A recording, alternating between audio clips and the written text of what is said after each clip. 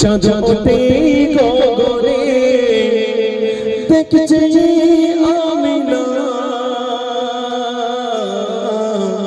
কি দারুণ তোর সোনা। মা আমিনা গরিব ছিল, ও মা আমিনা গরিব ছিল। যখন মা আমিনার নবী মোহাম্মদ দুনিয়ায় আসার আগে তার আব্বা জানটা দুনিয়াতে বিদায় নিয়েছে, আর ওই এতিম নবী মা আমিনার ঘরে কেমন করে মানুষ হয়েছিল কবি অতি সুন্দর কথাই লিখছে, শুনুন।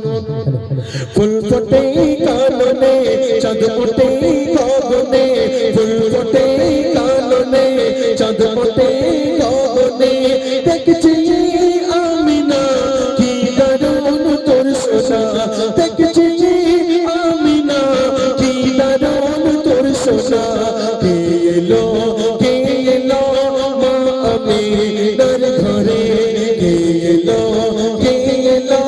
মা আমিনার ঘরে। ফুল ফোটে কাননে চাঁদ ওঠে গগনে, ফুল ফোটে কাননে চাঁদ ওঠে গগনে দেখছি আমিনা কি দারুণ তোর সোনা। কে এলো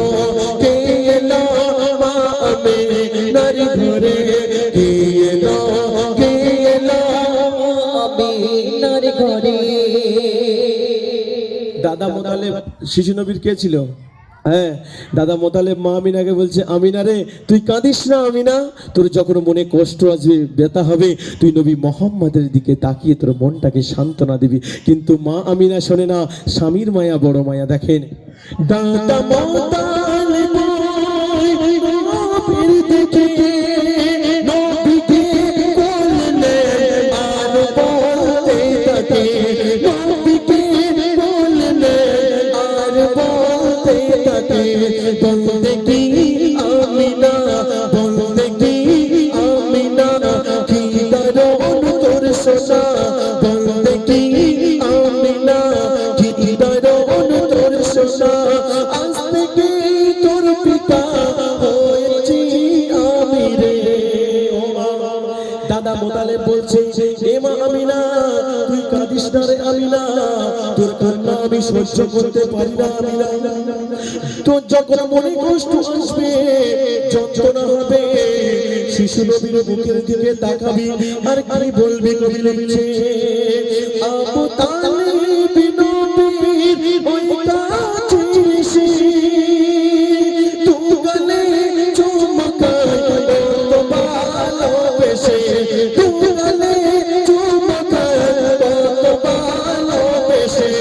আই তোরা দেখে যা, আই তোরা দেখে যা। দাদা বলছে, যখন মা আমিনার কোলে শিশু নবী এসেছে, দাদা মোতালেব বলছে, আয় সকলকে বলছে তোরা চলে আয়, আমার নাতি হয়েছে ফুটফুটো।